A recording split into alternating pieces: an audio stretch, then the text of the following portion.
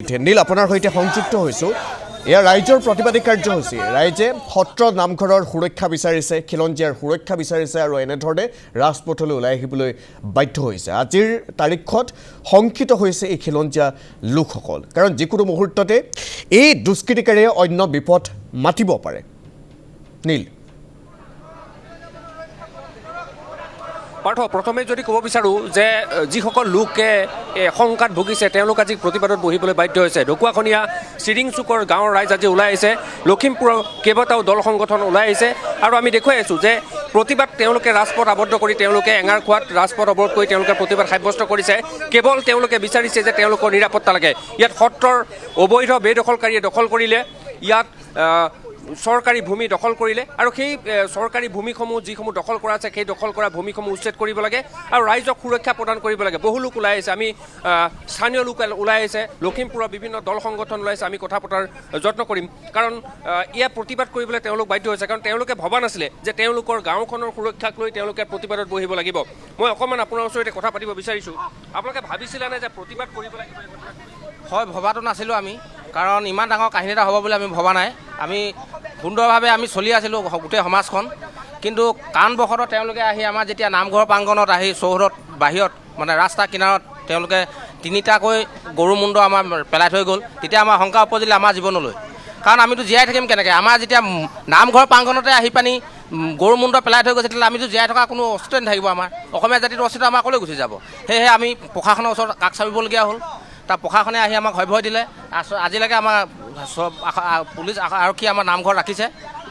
প্ৰশাসনকো ধন্যবাদ জ্ঞাপন কৰিছোঁ। সেইকাৰণে কালি মানৱ ডেকাও ছাৰ আহিছিলে, আহি পিনি নামঘৰৰ প্ৰাংগণত আহি ক'লে আহি কিছুমান কথা তেওঁ ভালকৈ কৈ থৈ গৈছে কৰিম বুলি। ধন্যবাদ জ্ঞাপন কৰিছোঁ। আৰু এয়া গাঁৱৰ ৰাইজ ইয়াত প্ৰতিবাদত বহিছে, তেওঁলোকেও বিচাৰিছে যে তেওঁলোকৰ নিৰাপত্তা বিচাৰিছে, জীৱন সম্পত্তিৰ তেওঁলোকে নিৰাপত্তা বিচাৰিছে আৰু তেওঁলোকে বহি এটাই কথা দাবী জনাইছে যে তেওঁলোকক নিৰাপত্তা লাগে। আপত্তিজনক মাংস পেলাই তেওঁলোকৰ ধৰ্মীয় আঘাত সানিছে। গতিকে এক কথাত আজিৰ তাৰিখত লখিমপুৰত এই যে পৰিৱেশ কেতিয়াবা হ'ব সেয়া কিন্তু কোনেও কল্পনা কৰা নাছিলে। গৰুৰ মুণ্ড পেলাই থৈ গ'ল। বিভিন্ন দল সংগঠনৰ নেতৃত্ব আছে, মই কথা পতাৰ যত্ন কৰিম যে এই মুহূৰ্তত আপোনালোকে প্ৰতিবাদ বহিবলগীয়া হৈছে। চাওক, আজি উজনি অসমখন এছাম বাংলাদেশী সন্দেহিত লোকে শেষ কৰিলে। এতিয়া নামনি অসমখন তেখেতক ধ্বংস কৰিব বিচাৰিছে। আজি নামনি অসমত ধৰ্মীয় বিভেদ সৃষ্টি কৰি সাম্প্ৰদায়িক সংঘাত লগাব বিচাৰিছে। গতিকে আমি কোনো পধ্যে হ'ব নিদিওঁ, এই কথা মই স্পষ্ট। আমি অসমৰ প্ৰতিটো দল সংগঠন আমি ঐক্যবদ্ধ হৈছোঁ, একত্ৰিত হৈছোঁ। এটা কথা স্পষ্ট যে অবৈধ বাংলাদেশী এবাৰ উচ্ছেদ হ'ব লাগিব। চৰকাৰী ভূমি 50 বিঘাতকৈ অধিক মানে যি দখল হৈ আছে সেই দখলমুক্ত কৰিব লাগিব চৰকাৰে অতি শীঘ্ৰে। আৰু যদি প্ৰকৃত খিলঞ্জীয়া হয়, যদি অসমৰ চৰকাৰে যদি প্ৰতি খিলঞ্জীয়া দায়বদ্ধ হয়, তেতিয়াহ'লে তেখেতসকলে এই সত্ৰ আৰু এই নামঘৰক সুৰক্ষা প্ৰদান কৰি খিলঞ্জীয়া মানে সুৰক্ষা প্ৰদান কৰিব লাগিব আৰু অতি শীঘ্ৰে যি দুষ্কৃতিকাৰী বুৰলে চলাব লাগিব। তেওঁলোকে বিচাৰিছে যে তেওঁলোকৰ উচ্ছেদ অভিযান চলিব লাগে। যিসমূহ চৰকাৰী ভূমিত উচ্ছেদ অধিগ্ৰহণ কৰি আছে তেওঁলোকে উচ্ছেদ চলাব লাগিব প্ৰশাসনে। গতিকে তেওঁলোকৰ যি ধৰ্মীয় আঘাতত তেওঁলোকক অনুভূতিত আঘাত সানিছে। আৰু এক কথাত ক'বলৈ গ'লে আজি সকলো ইয়ালৈ ওলাই আহিছে। কথা হ'ল, আমাৰ ধৰ্মীয় অনুষ্ঠানত নিষিদ্ধ গো মাংস পেলাই আমাৰ সত্ৰাধিকাৰ প্ৰভুক আতিশয্য চলাই সত্ৰাধিকাৰ প্ৰভুৱে ইয়াৰ পৰা পলাই পত্ৰং দিবলগীয়া হৈছে। কিয়? গতিকে এই কথাবিলাকতো সদায় আমি ঢাকি ৰাখিব নোৱাৰোঁ, সদায় ঢাকি ৰখা বিষয় নহয়। আমাৰ যেতিয়া আঘাত দিব, আমাৰ ধৰ্মত যেতিয়া আঘাত দিব, ইয়াৰ প্ৰতিবাদ হ'ব। আজি প্ৰতিবাদ হৈছে আৰু যেতিয়ালৈকে এই অবৈধ সন্তান জাৰৰ সন্তানসমূহ উৎখাত নকৰিব তেতিয়ালৈকে প্ৰতিবাদ চলিব। আৰু এটা কথা মনত ৰাখিব, ৰাজনীতিকৰণ কৰা বুলি কোৱা ব্যক্তিসকলে এটা কথা মনত ৰখাটো ভাল। এই যে গ্ৰেপ্তাৰ হৈছে ব্যক্তিসকল কোনোবা এজন যদি আলী, কোনোবা এজন যদি আহমেদ, কোনোবা এজন যদি হুছেইন।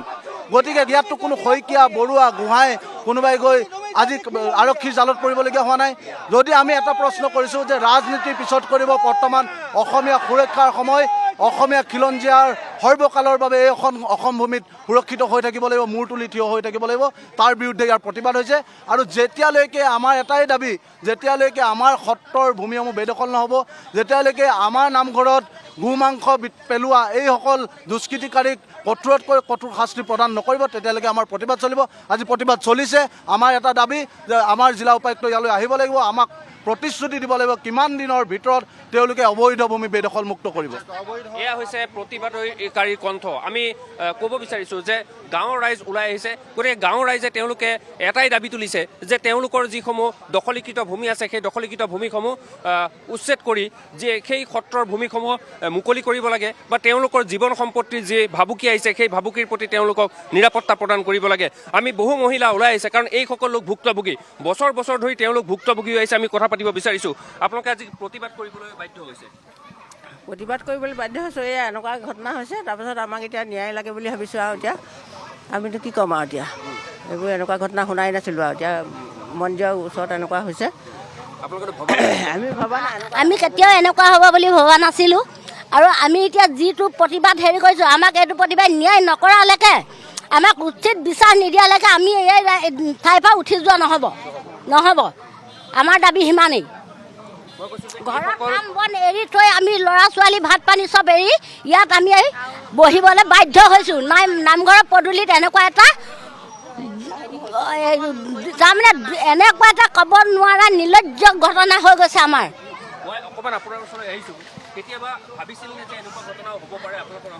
না ভবা, কেতিয়াও ভবা নাছিলোঁ। আমি কেতিয়াও ভবা নাছিলোঁ। কি কাৰণে না কৰিলে ধৰ্মৰ প্ৰতি হেৰিয়ে ন, সেইবোৰ কৰিব নাপায় নহয়। সেয়া দে, খালি ন্যায় লাগে আমাক। এইসকল মহিলাও তেওঁলোক ওলাই আহিছে, তেওঁলোকে বিচাৰিছে যে তেওঁলোকক ন্যায় লাগে। তেওঁলোকৰ ধৰ্মত তেওঁলোকক আঘাত সনা হৈছে আৰু সন্দেহজনক লোকৰ যিসমূহ বসতিস্থল আছে সেই বসতিস্থলসমূহক উচ্ছেদ অভিযান চলাব লাগে। এখন সত্ৰ ইয়াত থকা এখন সত্ৰ, ইয়াত সত্ৰাধিকাৰ ইয়াৰ পৰা পলায়ন কৰিবলৈ তেওঁলোক বাধ্য হ'ল, কাৰণ সেই সত্ৰাধিকাৰে ইয়াত অত্যাচাৰত থাকিব নোৱাৰি ইয়াৰ পৰা গুচি যাবলগীয়া হৈছে। গতিকে সেই সত্ৰখনৰ নিৰাপত্তা তেওঁলোকে বিচাৰিছে আৰু এনেদৰেই আজি ৰাজপথ অৱৰোধ কৰি তেওঁলোকে প্ৰতিবাদ সাব্যস্ত কৰিছে। আৰু তেওঁলোকৰ এটা দাবী যে খুব কম দিনৰ ভিতৰত যিসকল সন্দেহজনক লোকে ইয়াতে ঘৰ বনাই বসবাস কৰি আছে সেই ঘৰসমূহ উচ্ছেদ কৰিব লাগে। মই অকণমান কথা পাতিব বিচাৰিছোঁ আপোনাৰ সৈতে যে কালিৰ দিনটোৰ যি পৰিঘটনা হৈ গ'ল, আজি আপোনালোকে প্ৰতিবাদ কৰিবলৈ বাধ্য হ'ল। আমাক প্ৰায় ৩-৪টা সংগঠনৰ যুৱকসকল আহি আমাক প্ৰতিবাদত সহায় কৰিছেহি। তেওঁলোকেও মৰ্মান্তিক হৈছে। যিটো ঘটনা কালি পৰহি হৈ গ'ল, এই ঘটনাটো যে আমাৰ হিন্দু সমাজে বহুত দুখ পাইছে, এই বস্তুটো ভৱিষ্যতলৈ নহওক তাৰ আমি কামনা কৰিছোঁ। আৰু যিসকল লোকে এই কৰ্মটো কৰিছে, অপকৰ্ম কৰিছে, তেখেতলোকক অতি সোনকালে চৰকাৰে বা প্ৰশাসনে কৰায়ত্ব কৰি কঠোৰতম শাস্তি বিহক আৰু জেল হাজতলৈ প্ৰেৰণ তাৰ কামনা কৰিছোঁ। লগতে এই অঞ্চলত এখন আউটপোষ্ট আমাক স্থাপন কৰিব লাগে আৰু যিসকল বিদেশী প্ৰব্ৰজনে তাত বসতি স্থাপন কৰিছে তেখেতলোকক ইয়াৰ পৰা বিতাড়িত কৰি বলদিজা চলাই বিতাড়িত কৰিব লাগে, এয়া আমাৰ দাবী। যিসকল সন্দেহজনক লোক ইয়াতে বসতি স্থাপন কৰিছে চৰকাৰী ভূমি, সেয়া ভূমি কিমান দিনৰ পৰা অধিগ্ৰহণ হয়? এইটো প্ৰায় 30 বছৰমান আগত এখন ফৰেষ্টৰ নাৰ্চাৰী আছিলে, প্ৰায় 10-15 মিটাৰলৈকে গছ ওখ হৈছিলে। এই একে ৰাতিৰ ভিতৰতে গছ কাটি তেওঁলোকে জুপুৰি ঘৰ বনাই এখন গাঁও বনাই পেলালে। আৰু সেই গাঁও বনোৱাৰ পিছতে আমাৰ গোসাঁই সত্ৰখনত ৰাতি আহি প্ৰায় 150-200 মানুহে আহি দা কুঠাৰ লৈ গোসাঁই 52 টিং কাটিলে, বেৰ কাটিলে। সেই গোসাঁইক পিছদিনাখনে ইয়াৰ পৰা টোপোলা লৈ খেদিলে। সেই তেতিয়াৰ পৰা সেই আশ্ৰমখন আমাৰ মাহৰা গোমোতা সৰু সত্ৰ আশ্ৰমখন আমাৰ বিকল্প হেৰি পৰি আছে। এতিয়া আমি তাত আংশিকৰূপে এটা মন্দিৰ স্থাপন হৈ আছে আৰু এটা নামঘৰ স্থাপন হৈ আছে। গতিকে চৰকাৰক আমি দাবী জনাইছোঁ, তেওঁলোকে আমি মুখ্যমন্ত্ৰীক দাবী জনাইছোঁ গোটেই বাউণ্ডেৰীটো মাৰি এই অনুষ্ঠানটো আকৌ পুনৰ্জীৱিত কৰক, তাৰ আমি কামনা কৰিছোঁ, নিৰাপত্তা প্ৰদান কৰিব। ধন্যবাদ জ্ঞাপন কৰিছোঁ। আৰু এইসকল মহিলা, এইসকল পুৰুষ ঢকুৱাখনীয়া চিৰিংগাঁৱৰ যিসকল লোক আছে তেওঁলোক ওলাই আহি এটাই দাবী তুলিছে যে তেওঁলোকৰ যিখন সত্ৰ আছিলে মাহৰা সৰু সত্ৰ, সেই সৰু সত্ৰখন সুৰক্ষা প্ৰদান কৰিব লাগে। ইয়াত যিসমূহ অবৈধভাৱে চৰকাৰী ভূমি দখল কৰি তেওঁলোকে ঘৰ বনাই বসবাস কৰি আছে তেওঁলোকক উচ্ছেদ চলাব লাগে। যদিহে সেই উচ্ছেদ চলোৱা নহয় তেতিয়াহ'লে যিসমূহ চৰকাৰী ভূমি ইতিমধ্যে দখল কৰি থকা হৈছে সেই ভূমি কিন্তু পুনৰ যে ঘূৰাই আনিব পাৰিব সেয়া কিন্তু নিশ্চিত নহয়। পাৰ্থ, ঠিক আছে নীল, ধন্যবাদ জ্ঞাপন কৰিছোঁ। ইয়াৰ পাছত আৰক্ষীয়ে সমগ্ৰ তদন্ত প্ৰক্ৰিয়া কেনেধৰণে আগবঢ়াই নিয়ে। ইতিমধ্যে তদন্ত আগবাঢ়িছে, যিহেতু কেইবাজনকো গ্ৰেপ্তাৰ কৰা হৈছে, জেৰা অব্যাহত ৰখা হৈছে। মুঠৰ ওপৰত এই প্ৰতিবাদী লোকসকলে তেওঁলোকে এতিয়া ন্যায় বিচাৰিছে। ন্যায় বিচাৰি এনেধৰণে আজিৰ দিনটোত ৰাজপথলৈ ওলাই আহিছে।